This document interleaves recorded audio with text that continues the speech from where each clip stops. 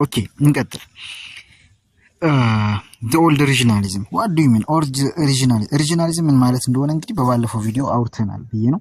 so old regionalism ምን ማለት ነው?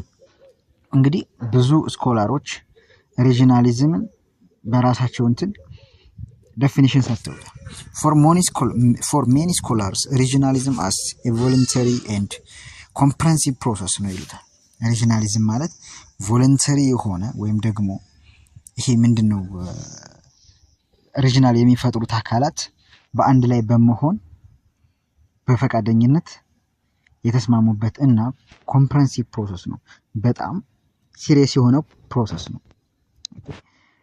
is predominantly a post world war second phenomena ነው። እንግዲህ ብዙ ጊዜ አብዛኛው ጊዜ ሪጂናሊዝም እየተፈጠረ የመጣው ከሁለተኛው የዓለም ጦርነት በኋላ ነው። ቢኮዝ ታስታውሱ እንደሆነ በሁለተኛው የዓለም ጦርነት ብዙ ድቀቶችና ብዙ ይሄ ምንድነው የሚባለው የሰውም ሆነ የማቴሪያል ውድመት የደረሰበት ነው። ያ ደግሞ ሞር አንዱን ክንዱን ለማሳየት የጣረበት ክንዳቸውን ከሚያሳዩበት ሜካኒዝም አንዱ ደግሞ በጋራ በመሆን ኢንተግሬሽን ነው። ታስታውሱ እንደሆነ ሀገራት የሆነ ግሩፕ ኦፍ ሀገራት በአንድ ላይ የሆነ ግሩፕ ደግሞ በአንድ ላይ እየሆነ ነበር ሁለተኛ ዓለም ጦርነት ላይ ያ ሁሉ ኪሳራ የደረሰው ማለት ነው። ሶሪ it emerged in western Europe እንግዲህ በምዕራብ አውሮፓ ነው ኢመርጅ የሆነው in the late 1940s subsequently spreading to the developing world በመጀመሪያ በ1940ዎቹ immediately የሁለተኛ ዓለም ጦርነት እንዳበቃ አካባቢ ማለት ነው አበቃ ዜን ከዛም ነው ስፕሪድ ወደ ዲቨሎፒንግ ወርልድ ወደ አፍሪካና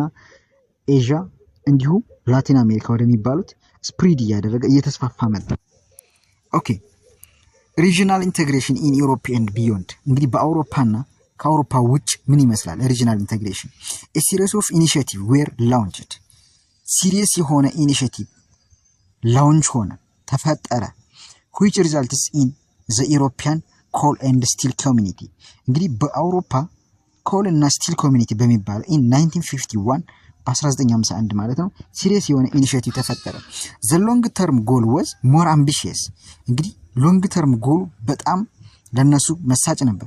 and in 1958 the European Economic Community EEC and the European Atomic Energy Community were integrated into the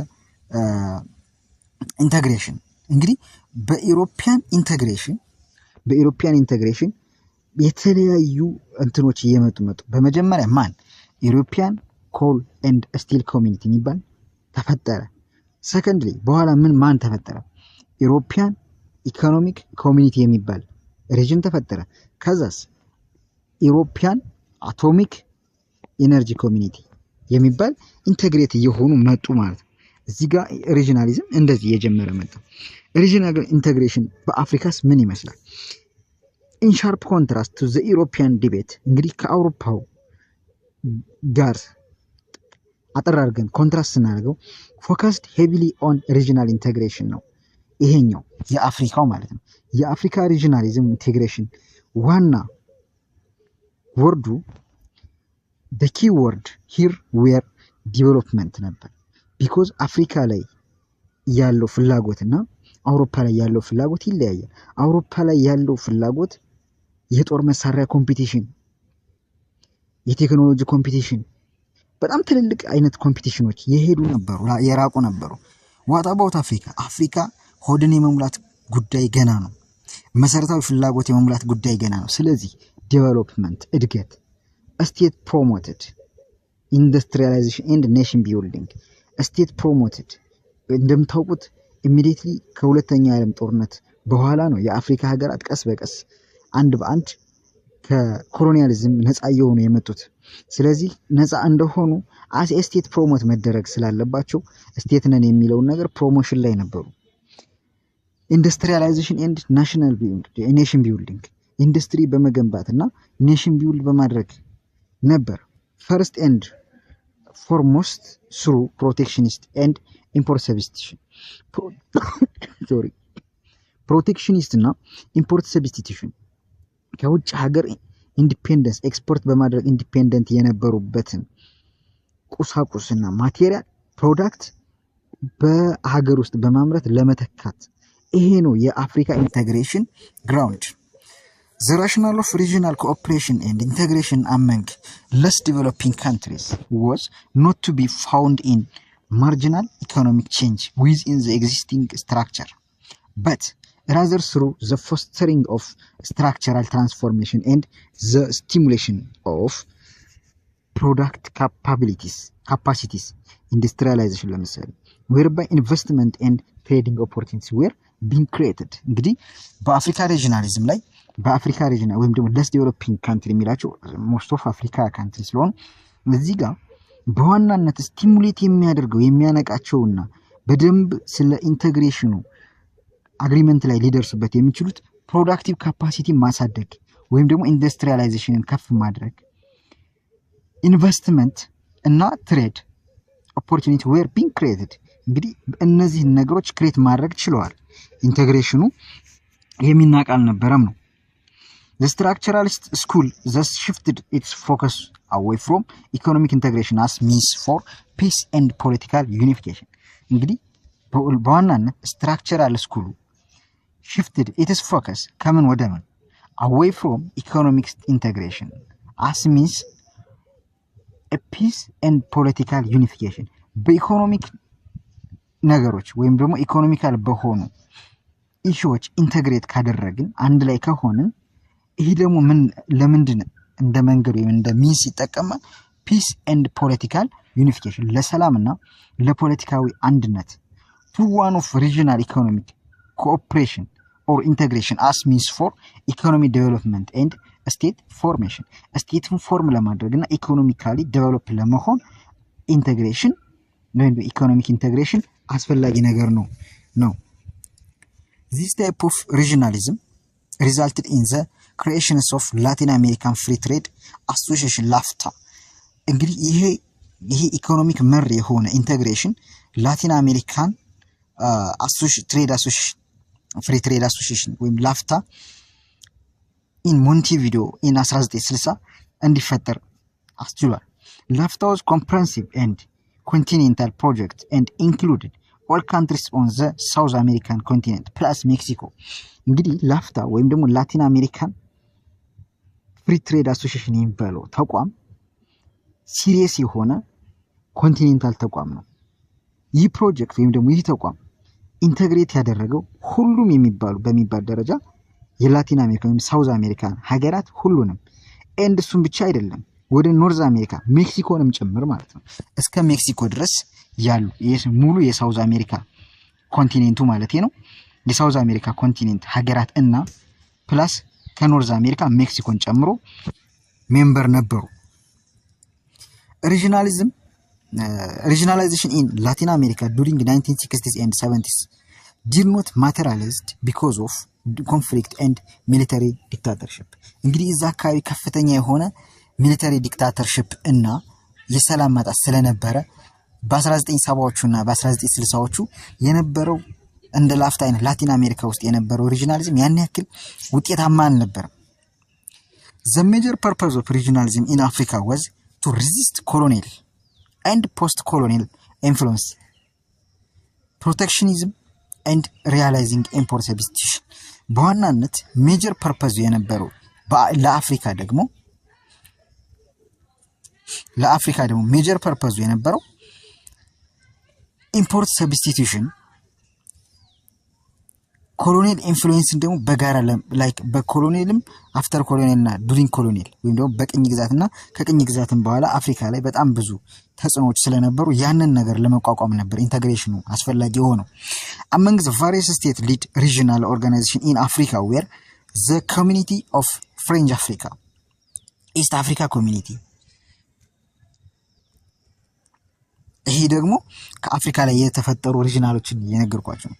the Southern African Development Coordination SADC እና የመሳሰሉት እነዚህ አፍሪካ ላይ የተፈጠሩ ወይም ደግሞ አፍሪካ ውስጥ የነበሩ ኢንተግሬሽን ወይም ደግሞ ኢንተግሬት የተደረገ ላይክ ሀገራት የአፍሪካ ሀገራት አንድ ላይ ሆነው የፈጠሯቸው ተቋማት ናቸው ሪጂናሊዝም ላይ ማለት ነው። ኒው ሪጂናሊዝም ምን ማለት ነው? ይሄ ኦልድ ሪጂናሊዝም ነው። ኒው ሪጂናሊዝም ደግሞ በዋናነት ኒው ሪጂናሊዝም ወደ ኖቱ ከመግባታችን በፊት ጠቅለል አድርጌ ለመግለጽ ስሞክር ኒው ሪጂናሊዝም ከነዛ ይለያል። በከፍተኛ ደረጃ በቴክኖሎጂ፣ በሲቪል ሶሳይቲ እና በመሳሰሉት ኒው ሪጂናሊዝም እዚህ ጋር በዋናነት በሰፊው የሀገራት ኢንተግሬት የሚሆኑት እዚህ ጋር እንደዚህ ብሎ የሆነን ነገር ፊክስ አድርጎ ሳይሆን ሀገራት ኢኮኖሚካሊ ዴቨሎፕ ለመሆንና የሚያስማማቸው ነገር እስከተፈጠረ ድረስ ኢቭን ባውንደሪ ሁላ ላይ ሆኑ ይችላሉ ነው ኒው ሪጂናሊዝም። ሞር ግን ኒው ሪጂናሊዝም ላይ ከፍተኛ የሆነውን ምንድነው ሚና የሚወጡት ቢዝነስ ነው። ቢዝነስ፣ ትሬድ እና ሲቪል ሶሳይቲ ወይም ደግሞ እነዚህ እንደ ቀይ መስቀል አይነት ኢንተርናሽናል የሲቪል ሶሳይቲ ተቋማት እነሱ ኒው ሪጂናሊዝም ላይ ትልቅ የሆነ አስተዋጽኦ አላቸው። the prospects of the fall of the Berlin Wall and the single European Act resulted in a new dynamic process of European integration። እንግዲህ ታስታውሱ እንደሆነ በሁለተኛው የዓለም ጦርነት ጀርመኒ በሆነ ሳይድ ሆና አብዛኛው ሌሎች የአውሮፓ ሀገራት ዊዛውት ጣሊያን ማለት ነው ከጀርመን ጎን የነበረችው ጣሊያን ነች። ጀርመኒንግ ሁሉም ሀገራት በአንድ ሆኖ ምናምን ነበር ይዋጉ የነበረው። ሶ በርሊን ዎል የሚባለው ወይም ደግሞ ጀርመን ራሷን አግልላ የቆየችበት እንትን አበቃና አውሮፓ እንደ ሲንግል ኢሮፒያን ወይም ደግሞ አንድ አውሮፓ ወደሚል የመጡበት ኢንተግሬሽን ነው። This was also the start of what has often been referred to as new regionalism on a global scale። እንግዲህ በግሎባል ስኬል ወይም ደግሞ በዓለም አቀፍ ደረጃ ኒው ሪጂናሊዝም ወደሚል እንትን የተመጣበት ነው። ታስታውሱ እንደሆነ ሁለተኛ ዓለም ጦርነት ጀርመን ከተቀጠቀጠች በኋላ ጀርመን ብዙ ነገሮችን አጥታ ከዛ በኋላ ነው እንግዲህ ተመልሶ የቀረውም ቀርቶ በዛው የቀጠለችው ማለት ነው። ሶ the new regionalism referred to a number of new trends and developments። ኒው ሪጂናሊዝም በጣም ብዙ የሆኑ the number of new ትሬንዶች እና ዲቨሎፕመንቶች መጥተዋል። such as the spectacular increase in the number of regional trade agreements። በሚገርም ሁኔታ ሪጂናል የትሬድ አግሪመንት ወይም ደግሞ ትልልቅ የሆኑ የንግድ አግሪመንቶች በኒው ሪጂናሊዝም መጥተዋል። መግቢያ ላይ እንደነገርኳችሁ ኒው ሪጂናሊዝም በዋናነት ንግድና ኢኮኖሚ ላይ ነው ያተኮረው። an externally oriented and less protectionist type of regionalism። ኤክስተርናል ኦሪየንትድ የሆነ ወይም ደግሞ ከውጭ ጋር መስራት ላይ ያተኮረ ሌስ ፕሮቴክሽኒስት ወይም ደግሞ ይሄ ምንድነው በግል ራስን ከማግለል ነፃ የሆነ አንቲ ሄጅመኒክ ታይፕ ኦፍ ሪጂናሊዝም። አንቲ ሄጅመኒክ ምን ማለት ነው? አንቲ ሄጅመኒ ማለት ሱፐር የሆነ ሀገር ሱፐር ፓወር ሆኖ ሌሎችን የሚዘውርበት ሲስተም ሄጅመኒ ይባላል። አንቲ ሄጅመኒ ሲሆንስ ተቃራኒ ማለት ነው። ያን የሌለበት ሁሉም ሙቹዋል የሆነ ጥቅምና ሁሉም ሙቹዋል የሆነ አቅም ያለው የሚያሳይበት which emerged from within the regions themselves instead of being controlled by the superpowers። የአንቲ ሄጅመኒክ ሚኒንግ ነው። so the rise of a more multi-dimensional and pluralist type of regionalism። multi-dimensional እና pluralist ወይም ደግሞ ብዙ አቀፍ የሆነ type of regionalism በኒው regionalism መጣ which was not primarily centered around trading schemes or security cooperation and with a more varied institutional design። በጣም ብዙ varied የሆኑ ወይም ደግሞ የተለያየ አይነት መልክ እያያዙ ኢንስቲትዩሽናሎች ዲዛይን መጡ። ላይክ ምንድነው ኢኮኖሚክ፣ ሶሻል፣ ካልቸራል እና የመሳሰሉት ማለት and the increased importance of range of business and civil society actors in globalization። እንግዲህ በግሎባላይዜሽን ላይ ወይም ደግሞ በኒው ሪጂናሊዝም ወይም በግሎባላይዜሽን ላይ በጣም በከፍተኛ ሁኔታ ሲቪል ሶሳይቲ እና ቢዝነስ እና ሲቪል ሶሳይቲ አክተሮች ሚናቸው በጣም ከፍተኛ እየሆነ ሊመጣ ችሏል ነው። ሶ በዛሬው ቪዲዮ ይህን ይመስላል። በኔክስት ቪዲዮ ቻፕተር 5 ፓርት 1 ነው የምንገናኘው ማለት ነው። ግሎባል ትሬንድስ ማለት ነው። ቻፕተር 4 ይህን ይመስላል። እንግዲህ በቪዲዮዎቹ በአሰራራችንና በተለያዩ ወይ ስታዩ ግልጽ የማይሆንላችሁና እንዲብራራ የምትፈልጉት አይነት ነገርም ካለ ብቻ ኤኒ ኮሜንት ታስቀምጡልን ትችላላችሁ፣ እናየዋለን።